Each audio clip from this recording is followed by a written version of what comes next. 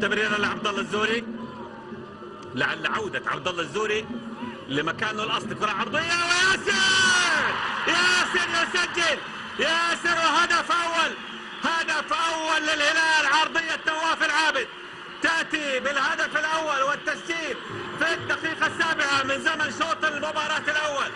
كره عرضيه امام المرمى وممتازه كانت من نواف العابد، وهدف اول ياسر القحطاني بكره راسيه يسجل في مرمى الرائد. بالمناسبه ياسر سجل ثلاثيه في مرمى الرائد في الدوري الاول. هذه كره عبد الله الزوري وهذه العرضيه الممتازه اللي من نواف العابد وفي المرمى.